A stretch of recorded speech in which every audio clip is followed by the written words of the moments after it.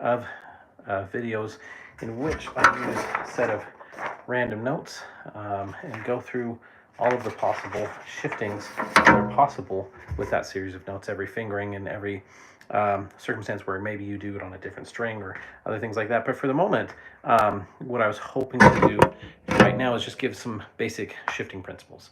And I like to talk about when we're shifting.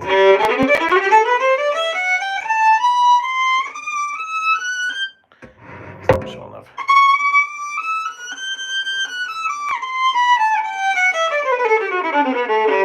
When we're shifting, that there are two guiding factors for when we shift, what choice of shift that we use. And one of these is that the larger the size of the shift, the greater their chance there, the greater the chance is for error. And and then on the flip side of this is the more number of shifts that we have, the greater the chance for error. So we try and minimize the number of shifts that we have, and also minimize the size of our shifts. So we kind of balance those two things in there. The other thing that is related to this is, and Dr. Ivan Galamian in his book, Teaching Violin, Violin Teaching Principles, something like that. Anyways, he talks about this great idea of that there are two reasons also for shifts.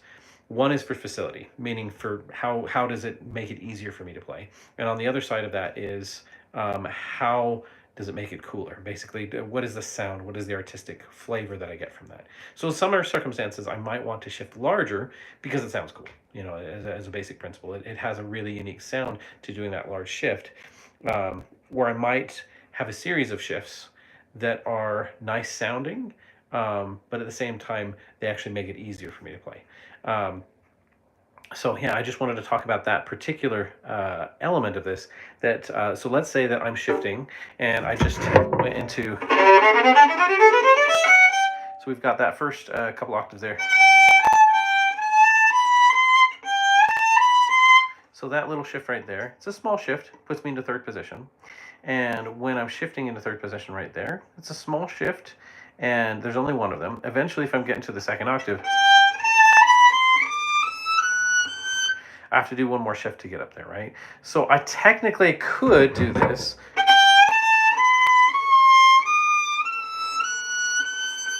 Right? I could do 1 1 1 1 1 1 just all the way up. But the problem with that is that, you know, it's just so many repetitive shifts over and over again. Each one is a chance for error.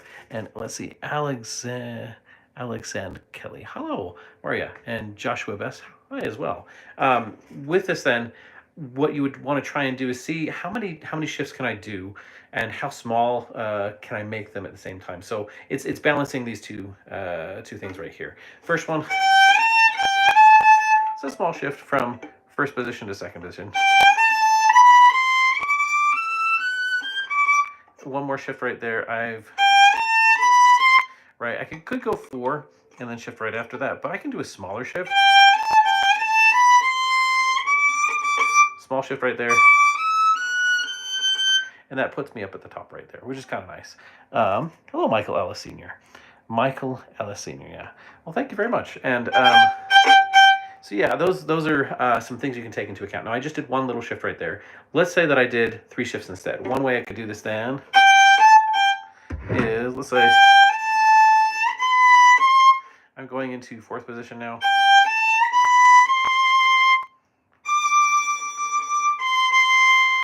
And then 6th position. And then I had a 3rd shift right there, small shift. And because it's a small shift, it's easier kind of to, you know, to make that little shift right there, and especially where it's a small motion. So I did 3 shifts right there, and that made that a little bit easier to get up to the top there. One advantage in what I did at the very top there, let's see what.